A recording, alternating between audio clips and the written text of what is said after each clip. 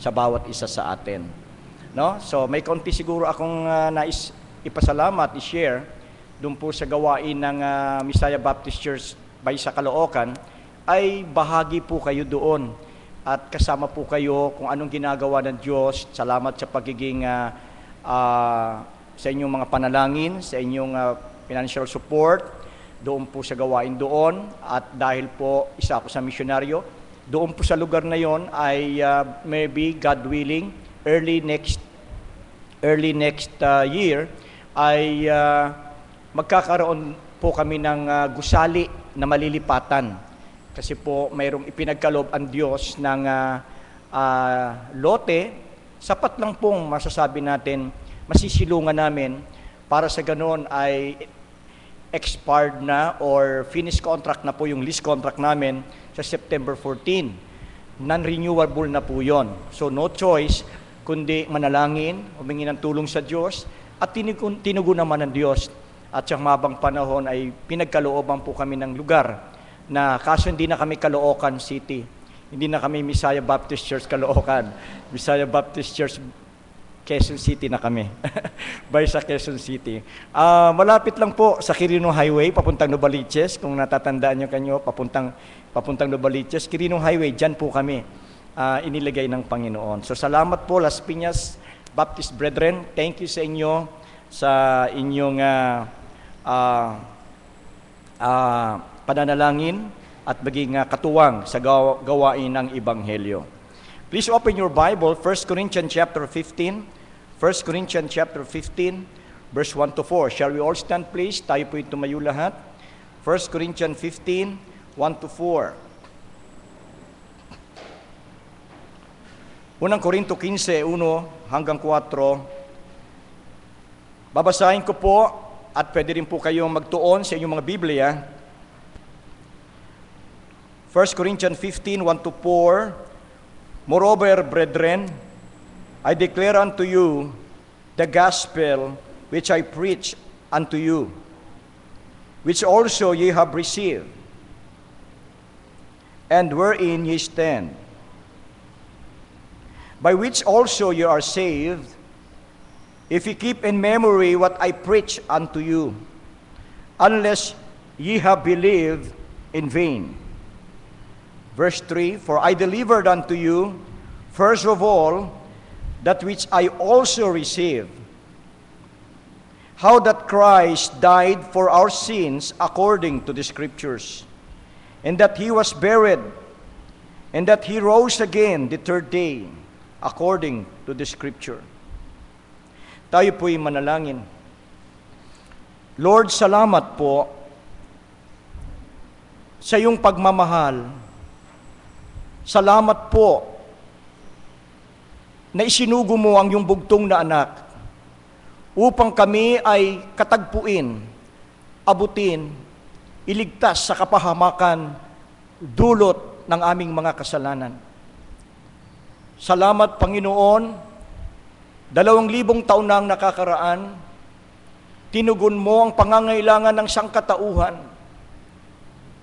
Ipinagkaloob ng Diyos ang kanyang sarili bilang sakripisyo para tubusin ang tao sa kanilang kasalanan at hindi kami mapunta sa lugar ng habang buhay na pagkapahamak doon sa impyerno. At salamat, Lord, sa pribileyong ito, sa salvation, libreng regalo na ibinigay mo sa amin, sa biyaya ng Diyos sa pamamagitan ng pananampalataya kay Jesucristo na manunubos at tanging iisang tagapagligtas. Salamat, Lord. Sa ngayon, patuloy mo rin po kaming bigyang pagkakataon na sana po ay maihasik, maibahagi at marinig at maunawaan ng ilang po naming kaibigan, kakilala sa gabing ito ang tungkol sa malinaw na pagliligtas ng Diyos ayon sa banal na kasulatan. Ikaw, Lord, ang may taas maluwalhati sa pangalan ni Kristo Jesus. Amen. Pwede na po tayong umupo. Tuwing Pasko, tayo po lagi nating pinag-uusapan ang tungkol sa kapanganakan ng ating Panginoon. We talk about the birth. But the angels talk about the good tidings. Yung mga anghel, ang kanilang sinasabi ay good tidings of great joy. Luke 2:10. Yun ang sinabi ng anghel sa kanyang ibinabalita. Good tiding means good news. Mabuting balita. And the gospel is good news. At ang ebanghelyo ay siya ang mabuting balita. Doon sa Luke chapter 2, na sinasabi ko sa inyo na nagpakita ang anghel at nagbalita. Sa verse 11, kung titingnan natin sandali yung Luke chapter 2 yun, ay ganito ang wika. Luke 2, verse 10. And the angel said unto them, Fear not, for behold, I bring you good tidings of great joy, which shall be to all people. Verse 11, For unto you is born this day in the city of David a Savior, which is Christ the Lord. Yung pong salitang born, ito po'y tumutukoy sa birth. At yung pong salitang Savior, tumutukoy sa death. Siya hindi kasi pwedeng maging Savior kung hindi mo ibibigay ang iyong buhay.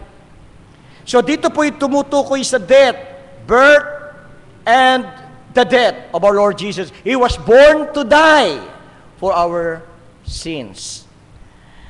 So dapat po tayo aware sa panganib ng pagtanggap at pakikinig ng mga bulaang tinutukoy nilang ebanghelyo.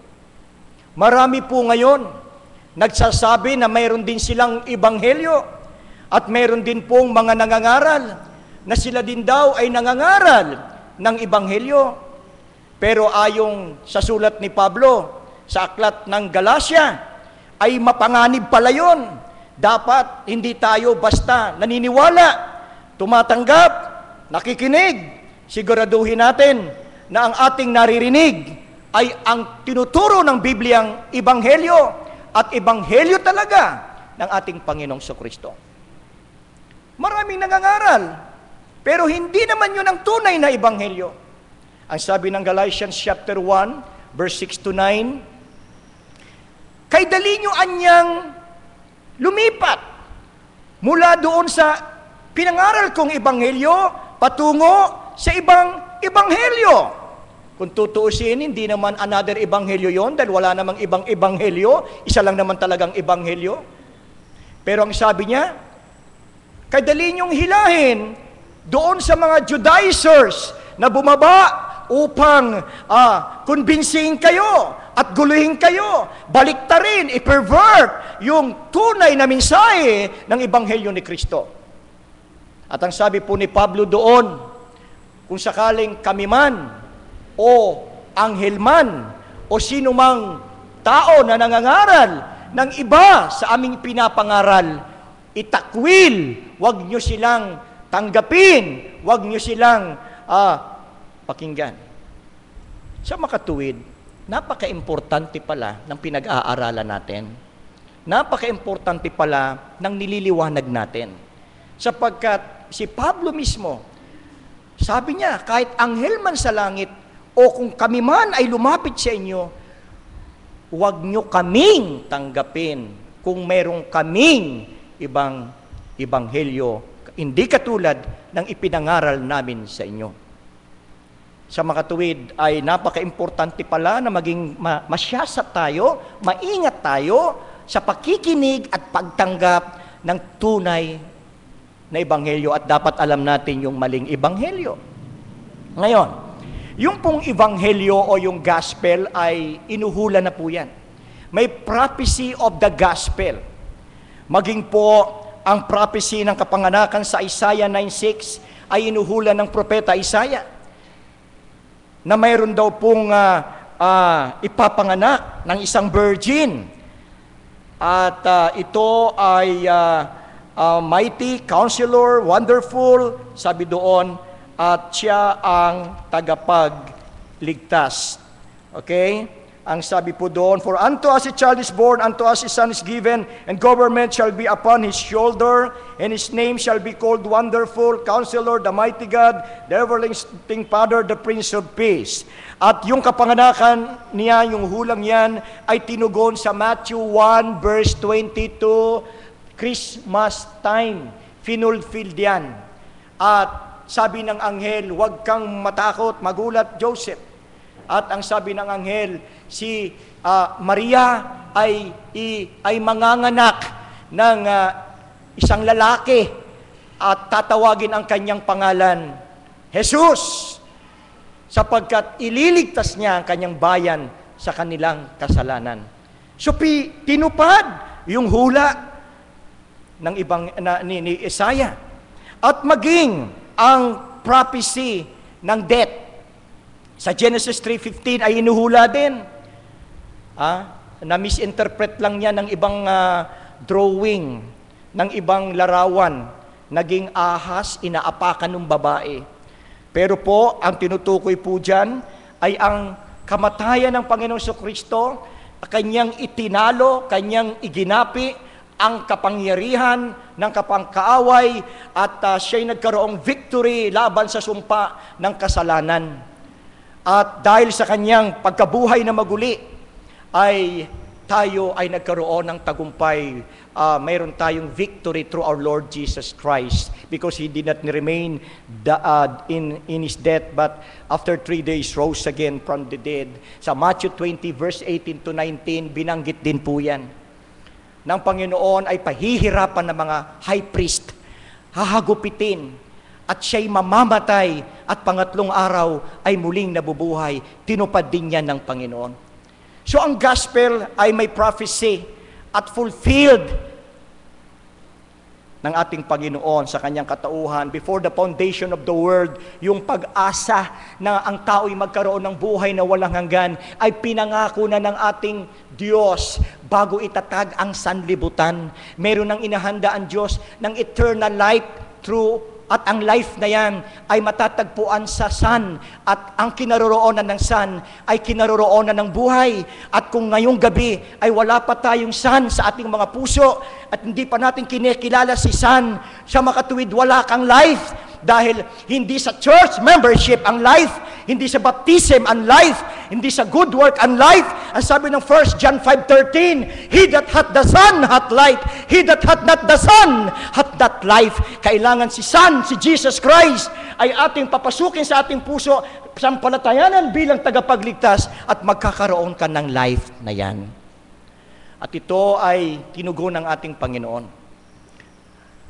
Not only the prophecy of the gospel, kundi yung person of the gospel. Ang gospel ay may persona. Tanggalin mo ang persona, hindi yan totoong gospel. Without the person of the Lord Jesus Christ, the thing that they so-called gospel is not gospel at all. 1 Corinthians 15:1-4, tingnan po natin. 1 Corinthians 15:1-4. Yung ating binasa kanina. Moreover, brethren, I declare unto you the gospel. Dinideclare ko anyo sa inyo yung gospel, which I preach unto you, which also ye have received naman, and wherein ye stand, pinanatilihan, by which also ye are saved, if you keep in memory what I preach unto you, kung tama ang pag-intindi, unless ye believe in vain. Sanguso lang yung iba. Tumatanggap sa nguso. Tumatanggap sa isip. Dapat tumatanggap sa puso. Dapat sinasampalatayanan mo si Kristo sa puso. Hindi sa nguso. Katulad nung nag-testimony kanina dito. Sinabihan din ng magulang niya yan. Lumaki rin at nagtuturo din yan. So tumanggap siya sa nguso. Pero 2,000 years, na-realize niya at tinanggap niya sa puso si Jesus Christ. At ito ang paliwanag ni Pablo. Hindi kayo ligtas kung hindi tama ang pagtanggap niyo. At sabi po niya sa verse 3, For I delivered unto you first of all. Anong diniliver niya? Ano ang kanyang ipinararating o binigay? First of all, that which I also received, how that Christ died for our sins according to the Scriptures, and that He was buried, and that He rose again the third day according to the Scripture. Wala pong diniliver si Paul, wala pong ipinangaral si Paul kung hindi niya tinanggap. Yun lang tinanggap niya, ang kanyang diniliver. At kung ano ang kanyang tinanggap, yun ang kanyang hindi ipinagkait, at iyon ang kanyang ibinigay, at malinaw ang kanyang ibinigay. Ang sabi niya, Christ, first of all, Christ died, buried, 3 days, rose again from the dead. Hindi tayo pwedeng mangaral, magbigay ng ibang mensaheng kaligtasan na hindi naman ito galing sa Diyos. At sabi niya, kung ano yung tinanggap ko, yun ang aking binibigay. Ano kayang binigay ni Pablo? Ang walang iba, si Kristo'y namatay, nilibing, at muling nabuhay. Yan ang gospel. Wala hong full gospel. Kasi walang half gospel. Walang 99% gospel. Isa lang ang gospel. Ang gospel na si Kristo'y namatay, nilibing, at muling nabuhay pangatlong araw. Walang iba. Walang iba. So, kung tatanggalin natin yung pagtubos ni Kristo, hindi na gospel yan. Hali kayo, magpabautismo. Hali kayo, mag-church. Hali kayo, ganito. Tingnan nyo yung kapatid natin kanina. Buong buhay niya, sa paglaki niya, binigay niya na. Hindi niya na-realize yung gospel. Diba? Ang Bible ay hindi gospel. Ang Bible ay Holy Word of God. Ang gospel ay isa sa mensahe sa loob ng Bible. So, ang Bible ay Word of God. At ang gospel ay isa sa loob nito. Hindi to gospel. Ang sabi nila, full gospel. Lahat yan ay sundin mo. Yan ang gospel. Ang Bible ay Word of God. At si Kristo'y namatay, nilibing, pangatlong araw, muling nabuhay, nakalakip, nandyan sa loob ng Bible. Yan ang gospel. So, wala pong full gospel dahil wala namang half gospel. Ano? There is only one gospel, that is death, burial, and resurrection of the Lord Jesus Christ. So the person of the gospel, very important. Huwag mawawala ang persona. Huwag mawawala yung ginawa ni Jesus Christ. Huwag mawawala yung death, burial, and resurrection of the Lord Jesus. That is the gospel. Now third, not only the person of the gospel, the power of the gospel. Ano pong kapangyarihan mayroon to? Una, power to save. May kapangyarihan magligtas. Sa Romans chapter 1 verse 16, ito po ang wika. Romans chapter 1 verse 16.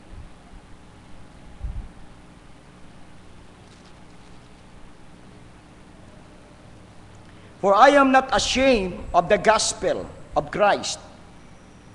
Bakit hindi niya kinakahiya?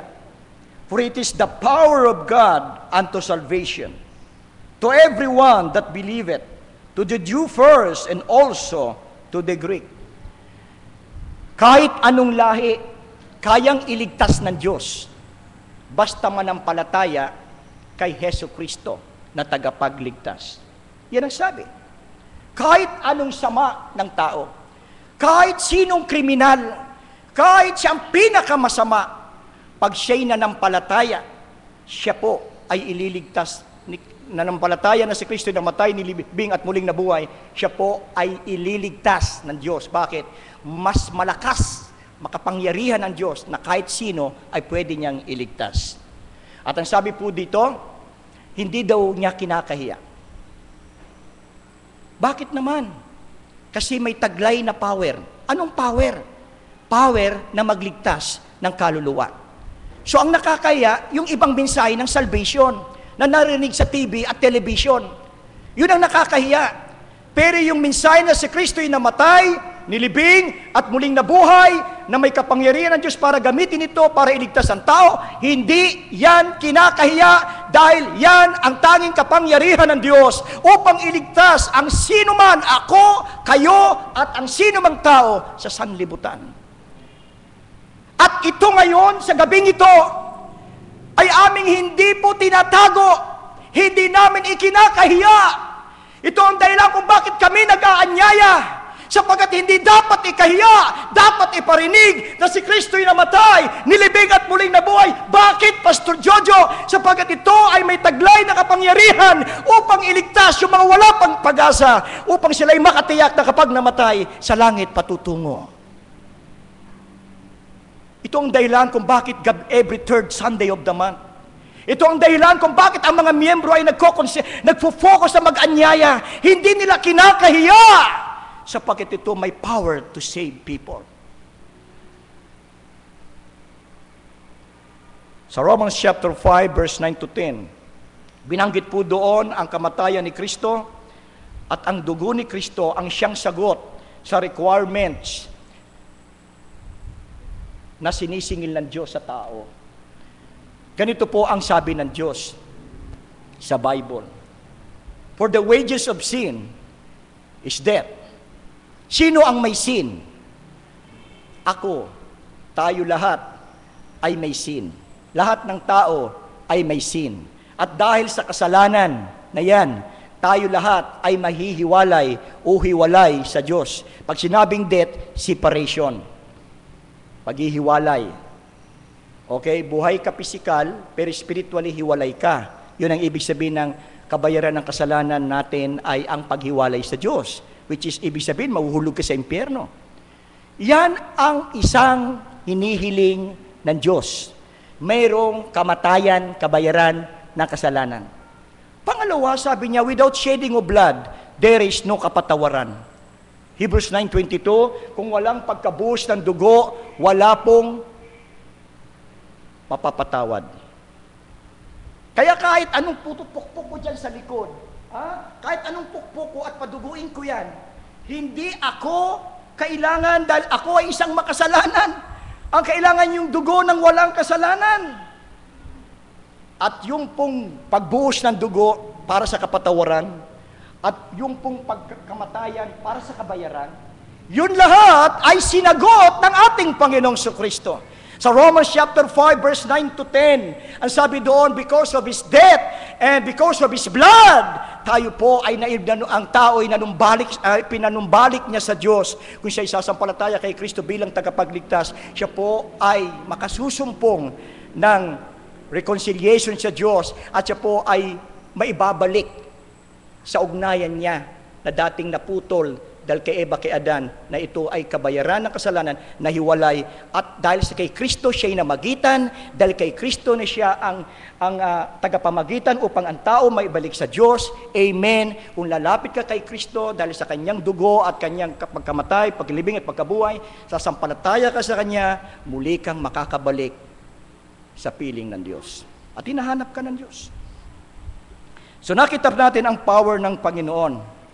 Sa Ephesians chapter 2 verse 8 to 9, ganito po ang wika. Limitado yung oras ko, no? Tumayo ako dito 6:45.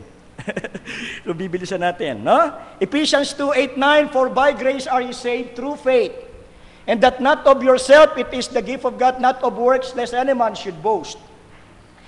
Ang salvation daw ay by grace. By grace, ibig sabihin, hindi magagawa ng tao. Favor na, sa Diyos lang ang credit. Diyos lang ang nakakagawa, no? Okay? At ang grace ay hindi works. Ang salvation is by grace, at ang grace ay walang halong works. Romans 11:6. Kung may works, hindi na yang grace. Kung grace, may work, hindi na yan grace. Pag ang works, may grace, hindi na yan works. Kailangan hiwalay ang works, grace when it comes to salvation. Romans 11:6, yan po ang wika. Kaya ang grace, walang halong gawa ng tao. Gawa lang ni Kristo. Siya'y namatay, nilibing, at muling nabuhay. Kompleto. Kompleto ba? Amen! Kompleto! Siya'y namatay, nilibing, at muling nabuhay. May kulang? Walang kulang. Anong gagawin ng tao? Mananampalataya. Saan? Namatay, nilibing, at muling nabuhay. Sa gospel. Okay? So, ang ginagawa po na Kristo, way to heaven. Ang ginagawa ng tao, way of living. Okay? Ang ginagawa ng tao, present tense. Ang ginagawa ni Kristo, past tense. Ang ginagawa ng tao, pamumuhay sa lupa. Ang ginawa ni Kristo, paraan sa langit. Nung ako'y bata pa, akala ko yung mga ginagawa kong kabutihan, akala ko yun ang paraan sa langit. Yung pala ay pamumuhay sa lupa yun. Iba yung way of living sa way to heaven. At ang way of living, yun na yung ginagawa natin ngayon lagi. Nagsisimba, nagbabasa ng Bible, nagpipray, mabait sa kapwa, tumutulong sa nangangailangan. Tuloy mo yon kasi way of living yan. Maganda yan. Pero hindi yan ang way to heaven. Ang way to heaven, si Jesus Christ lang ang nakagawa. 2,000 years ago, Jesus died, buried, rose again from the dead. Nabasa niyo yun, binuksan natin, yun ang gospel. At tapos na yun. Okay? So, hindi lang po ang Diyos ay may power to save, kundi may passion, may pag-ibig siya na i-save ang world. Kaya sabi niya sa Titus 2:11, and the grace of God appeared to all men. And the grace of salvation appeared to all men. Mga kapatid, ang nais ng Diyos, abutin ang tao. Ang nais ng Diyos, marinig ng tao. Ang nais ng Diyos ay kausapin ang tao. At ang tao ay maligtas sa kanilang kasalanan. Ang grace daw ng Diyos ay appeared to all men. At ang Diyos ay hindi namimili na ikaw ay hindi kita ililigtas. Ikaw ay hindi ka, ito ililigtas ko. Sabi niya, appeared to all men ang grace ng Diyos. Kaya pag tayo kinakatok, pag tayo inaanyayahan, pasalamat tayo, inaabot tayo ng Diyos. At nais ng Diyos na makilala mo si Kristo bilang tagapagligtas. Sabi ng Bible, John 3:3, except a man be born again, he cannot see the kingdom of God. So dapat maborn again ka. Pastor, sabi maborn again. Paano ka maborn again? 1 Peter 1:23, we are born again, not of corruptible seed, but of incorruptible seed, by the word of God that liveth and abideth forever. Dito tayo maboborn again.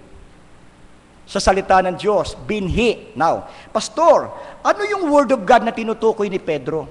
Sabi ni James, sa James 1:8, you are begot by the word of truth. Ipinanganak kayo sa word of truth. So dito ka pala, ano yung word of truth na sabi ni James? Sabi ni Peter, incorruptible seed.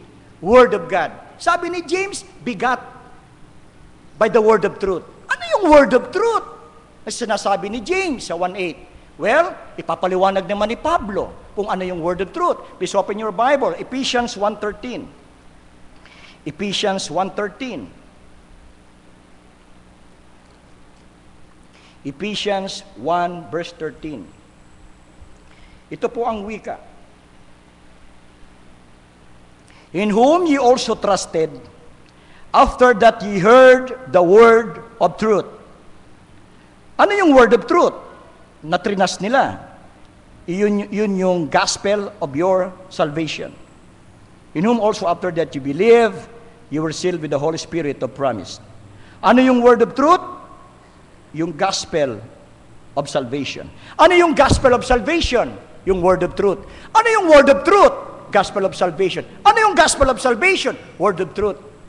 Wala nang argumento, wala nang debate. Kung naghahanap kayo ng truth, yun yung word of truth. Yun yung gospel of salvation. Ano yung gospel of salvation? Christ died, buried, rose again from the dead. Wala nang ibang truth. As sinasabi ng Bible, para tayo ma-save, kundi si Kristo'y namatay, nilibing, at muling nabuhay. Ang tawag yun, word of truth. Wala nang ibang truth, kundi yung gospel. Pag pinag-usapan, salvation. Si Kristo'y namatay, nilibing, at muling nabuhay. At sila'y tinataka ng Holy Spirit nung sila'y sumampalataya pagkatapos nilang marinig.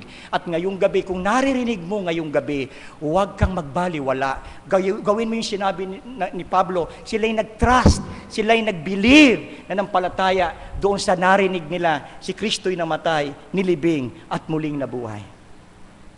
Wala ka nang hahanapin pa sa ibang radio station, sa ibang, yun lang ang katotohanan mo, yun lang ang tanging dapat marinig ng tao. Word of truth. Wala nang ibang truth pag pinag-usapan salvation kundi yung gospel lang. Okay? Okay, ngayon, sabi po sa Romans 10, verse 9 to 10, kung sasampalataya ka sa iyong bibig, sa Kristo ang Panginoon, at sasampalataya ka sa puso, from your heart, that Christ risen from the dead, you shall be saved. You shall be saved. So pangako ng Bible, diretsuhan, ang tao maliligtas kapag sumampalataya raw sa puso na si Kristo'y nabuhay na maguli. Hindi naman mabubuhay na maguli kung hindi namatay sa ating kasalanan. Understood na yon. Pastor, paano ba masave? Romans 10:9. Sumampalataya ka sa puso na si Kristo'y namatay, nilibing, at muling nabuhay. Maliligtas ka.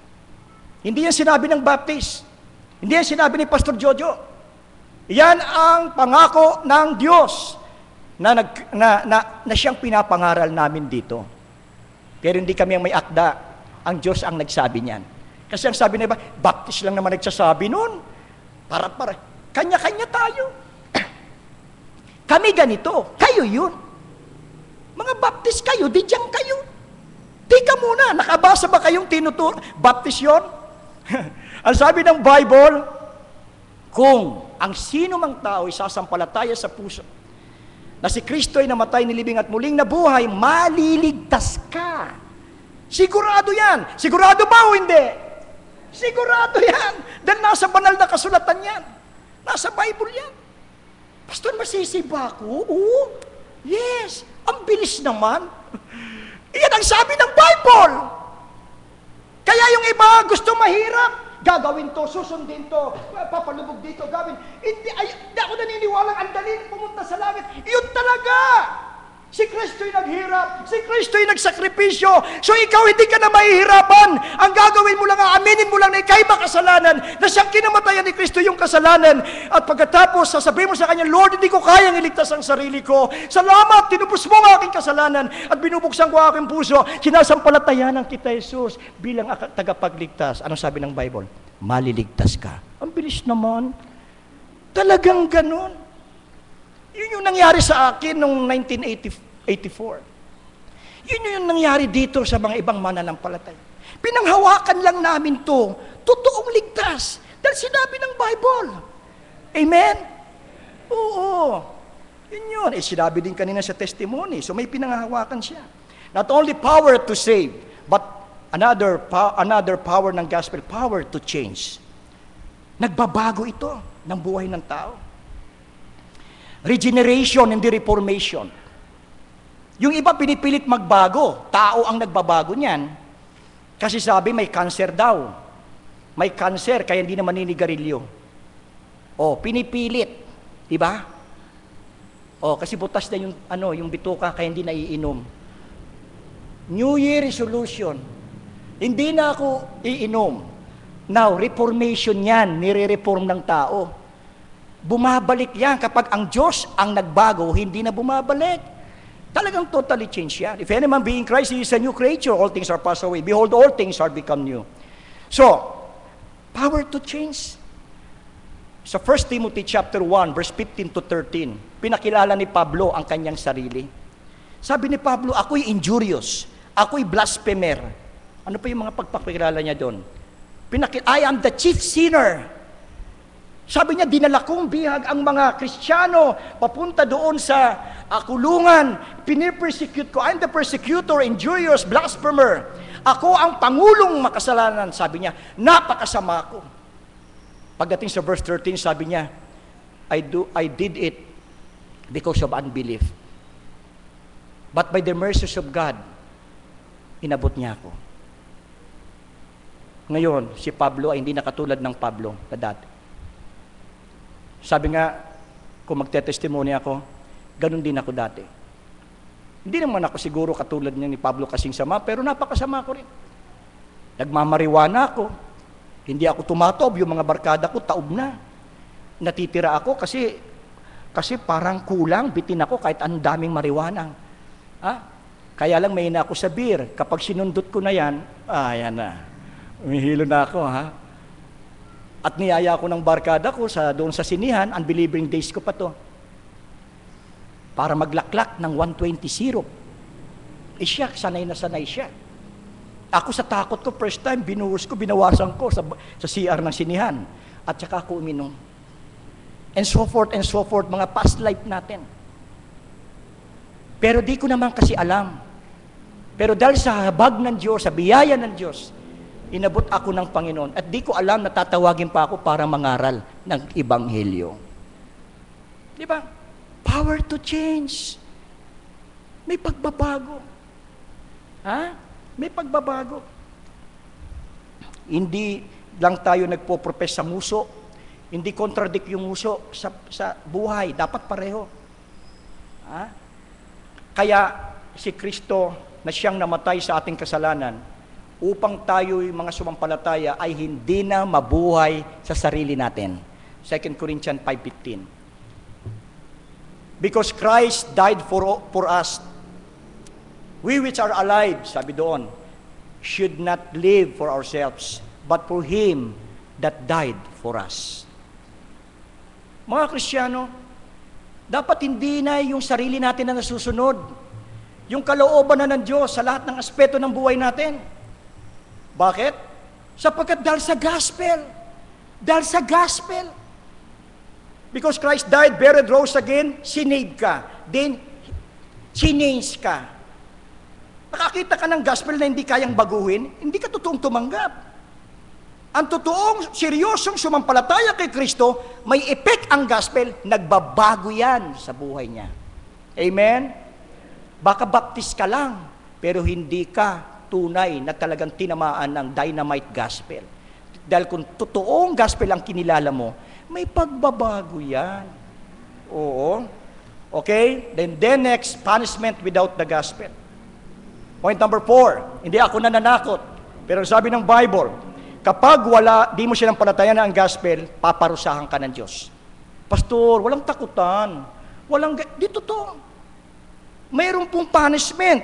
Sabi ng isang verse na lang babasahin ko, 2 Thessalonians 1 verse 7 to 9. Na after the tribulation, maraming pinupugutan ng ulo, maraming inaapi, maraming, 2 Thessalonians 1 verse 7, and to you who are troubled, rest with us when the Lord Jesus shall be revealed from heaven with His mighty angels in flaming fire, taking vengeance on them that know not God and that obey not the gospel of our Lord Jesus Christ, who shall be punished with everlasting destruction from the presence of the Lord and from the glory of His power. So pagdating ni Jesus Christ, kasama yung mga angels, yung mga saints, gagantihan niya, paparusahan niya. Alin? Yung mga hindi nag-know not, hindi mga kumilala sa Diyos at hindi tumalima sa gospel. Ngayong gabi, winawarningan po tayo. Tumalima tayo sa gospel. Pag hindi ka tumalima sa gospel, isa ka sa tinutukoy ng Bible na parurusahan niya. Ito po'y tumutukoy doon sa after tribulation period, marami pong mga pinupugutang ulo, marami pong mga kinawawa, at ang sabi dito, magpahinga lang kayo sa Panginoon. Dahil darating ang ganti ng Panginoon sa kanyang pagbalik, at upang hatulan at parusahan ng walang hanggang parusahan yung mga hindi tumalima sa Ebanghelyo. Hindi ako nananakot. Ngayong gabi, maalala mo ang araw na ito. Maalala mo ang gabing ito.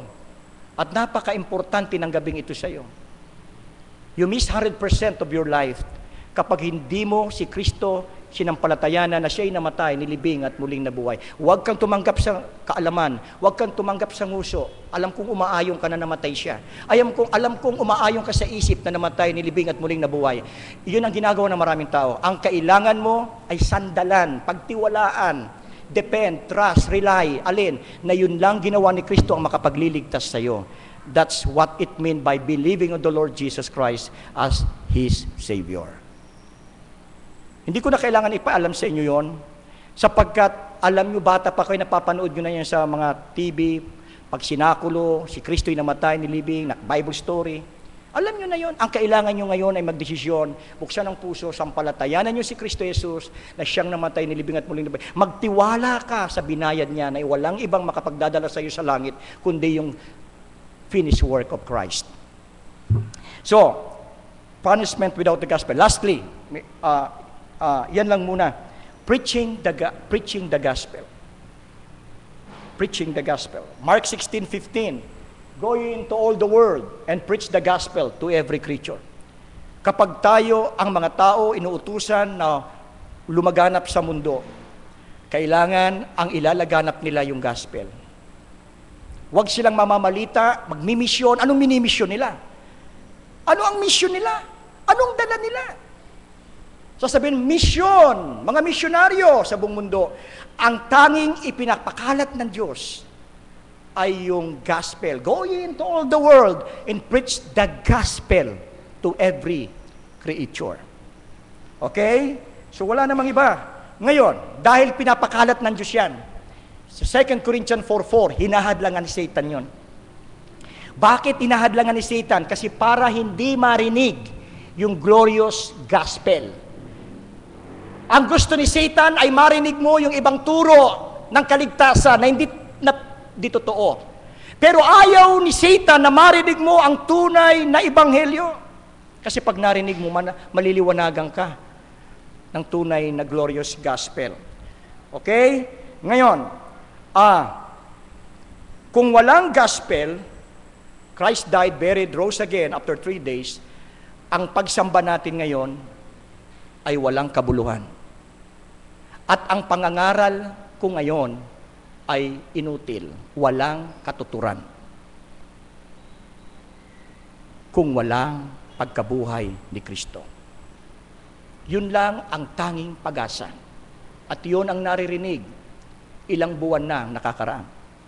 Christ died, buried lang, rose again from the dead.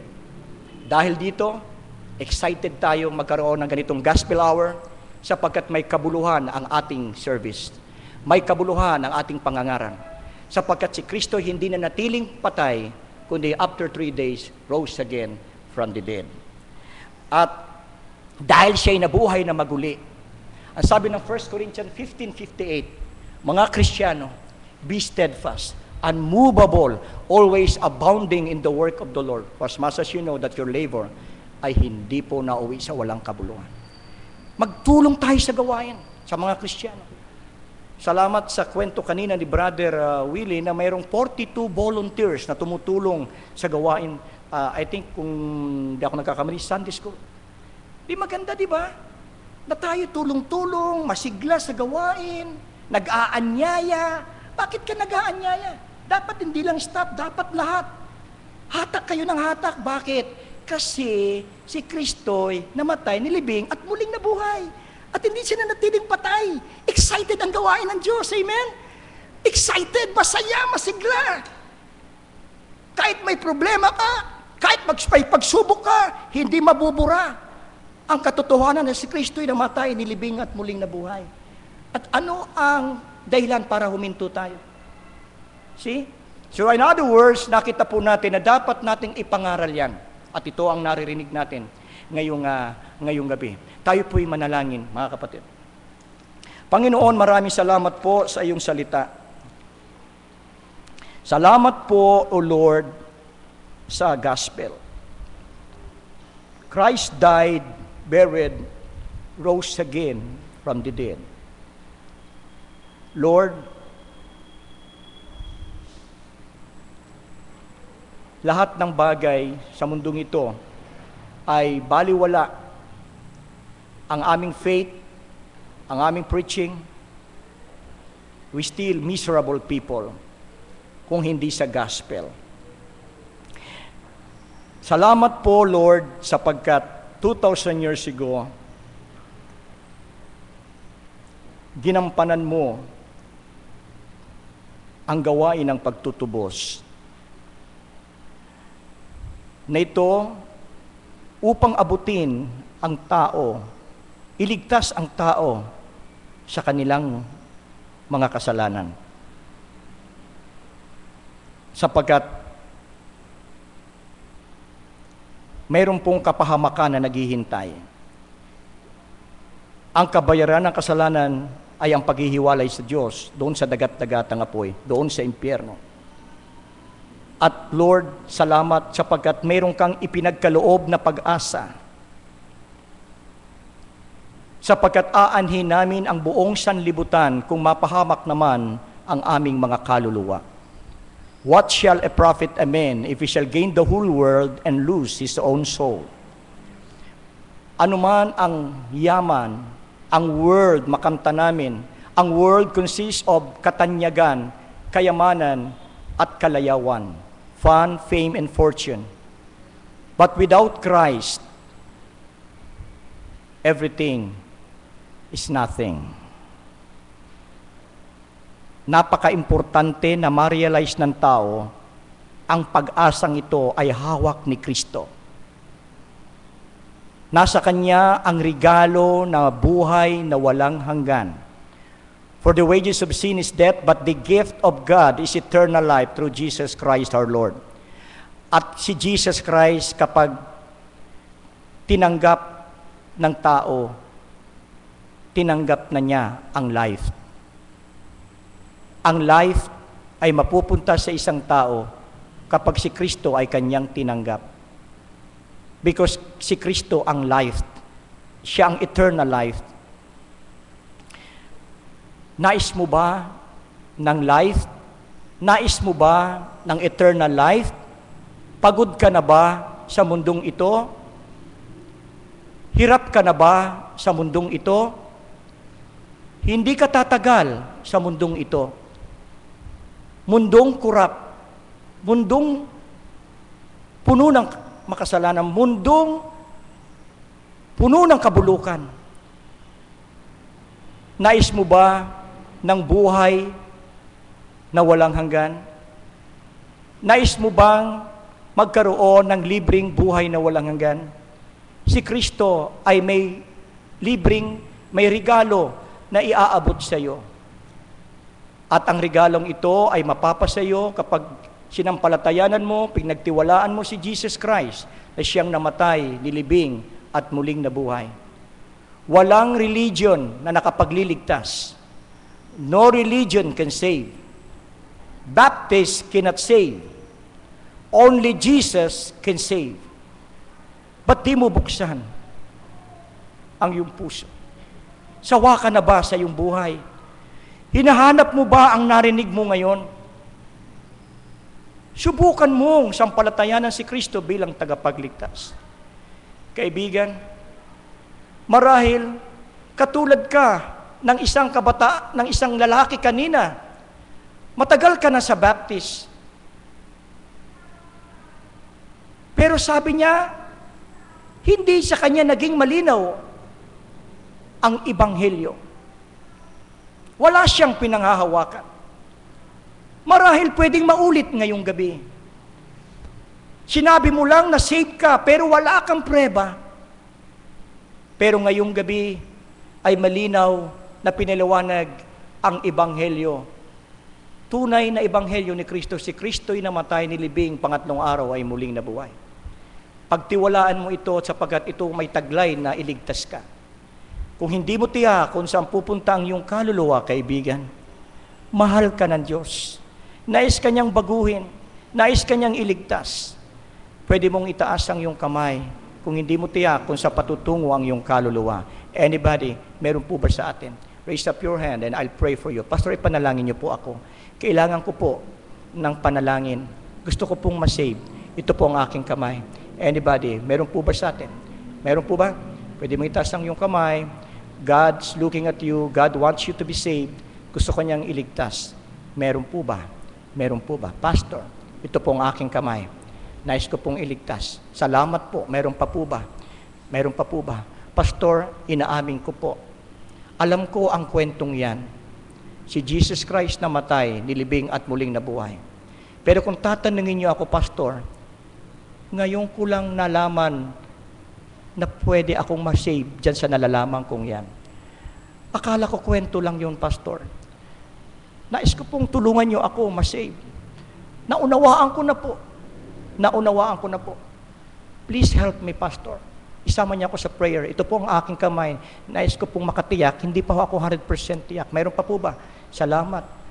Bukod dun sa isa, mayroon pa po ba? Anybody? God wants you to be saved. God bless. God bless. Mayroon po ba? Salamat. Pwede tumaas ng kamay. Pwede bubong pakitayo. Sa tumaas ng kamay, kindly please. Mayroon pa po ba? Okay lang. Okay lang. Stay na lang. Mayroon pa po ba? Just remain raising up your hand. Baka makita ng counselors. Yes, God bless. Mayroon pa po ba? Baka assurance. Baka kaliwanagan. Baka kailangan pa ng explanation. Whatever it is. Katulad na nangyari kanina sa isang lalaki. Pwede mong itaas ang iyong kamay. Walang mawawala sa iyo. Yung anak ko, na-save 2 months ago. Tumanggap na siya, 7 years old, 8. Pero nagtaka ko, itong 2013, yung isa kong anak ay muling nagsabi sa akin na hindi siya saved. Hindi imposible ngayong gabi ng ilan sa mga member dito ay nais kausapin ng Diyos. May purpose. Paano tayo makapag-evangelize sa iba kung tayo mismo ang kailangan i-evangelize? Meron pa po ba? Salamat, bukod sa isa. Meron pa ba? Before I close, huwag kang magatubili, huwag kang mailang, huwag kang matakot. Maging sincere ka sa paanyaya. Anybody? Meron pa po ba? Okay, salamat. Meron pa po ba? Anybody po? Meron pa po ba? Yes, meron pa po ba? Pastor, ito po ang aking kamay. Na-clear na po sa akin ang salvation, ang tunay na gospel. Tagal ko na pong alam yan. Pero di ko alam na yun pala ang tanging daan patungo sa langit. Ito po ang aking kamay. Meron pa po ba? Before I give it to your pastor. Meron pa po? Anybody? Okay. Kung sakaling ikaw ay natitiyak, sigurado sa langit pupunta pag ikaw ay bawian ng buhay. Pwede ko bang makita ang yung kamay kung tiyak mo? Pwede ba? Kung ikaw ay sigurado, salamat. Yan. Kung sigurado ka, siyempre hindi mo ikakahiya. Kung totoo, salamat. Salamat. Yung ba ang sigurado? Salamat. Okay, kaibigan. Salamat po sa mga nakakatiyak. Kaibigan, malinaw na hindi mo naitaas ang iyong kamay. Marahil hindi lang naintindihan o marahil nahihiya ka. Kung hindi mo naitaas ang iyong kamay, wala naman mawawala sa iyo kung itataas mo yung kamay. Pero malaki ang mawawala sa iyo kapag hindi ka tumalima sa Ebanghelyo. Mahalaga na bago ka lumabas sa pintuang yaon at magbiyahe, kailangan mo munang isettle ang salvation na kailangan ng kaluluwa mo. For the last moment, meron po ba tayong nais isama sa panalangin? Pastor, nais ko pong masave, hindi ko po tiyak, hindi ko pa sigurado na kapag ako'y namatay sa langit pupunta. Mga kaibigan, ito po ang tanong, makasalanan ka ba? Makasalanan ka ba? Meron ka bang kasalanan? Kung ikaw ay makasalanan, alam mo ba na ang kasalanan mo ay pagbabayaran mo sa impyerno, sabi ng Bible? Kaya mo bang iligtas ang sarili mo? Kung hindi, kailangan mo si Jesus Christ. Kailangan mong lumapit sa Kanya. You can have a chance. Please raise up your hand. Meron po ba sa atin? Anybody? Bago yung isa. Meron pa po ba? Meron pa po ba? Tayo po ay manalangin. Before we give it to the pastor, Lord, ginampanan po namin ang aming tungkulin at may trabaho para sa banal na Espiritu. Ang trabaho mo, Panginoon, ang siyang mag-convict, ang siyang mangusap. Trabaho lang namin ipahayag ang iyong salita. Pero alam po namin hindi ito nauwi sa walang kabuluhan. Ito po ay nag-convict. Ito po ay nangusap. Ito po ay nagbabagabag. Ito po ay nagtanim. At ito po ay aalalahanin nila sa buong buhay nila. Panginoon, salamat sapagkat ang iyong salita, ang Ebanghelyo ay muling narinig ng bawat nakikinig. Napakatamis pakinggan lagi. Salamat sa kaligtasan. At ngayon, patuloy mo kausapin ang sino mang kaluluwa na hindi pa nakakakilala sa iyo. Sa kanyang pag-uwi, sa kanyang pagbabiyahe, hanggang sa kanyang higaan. At darating din ang araw na muli mo silang go-convict at gagamit ka ng isang Kristiyano na muling magpa-follow up upang ito'y ibahagi ang maliwanag at desisyon na tanggapin si Kristo bilang tagapagligtas. Salamat po. Salamat po. Ito po ang aming dalangin sa pangalan ni Kristo Jesus. Amen. Tawagin natin si Pastor.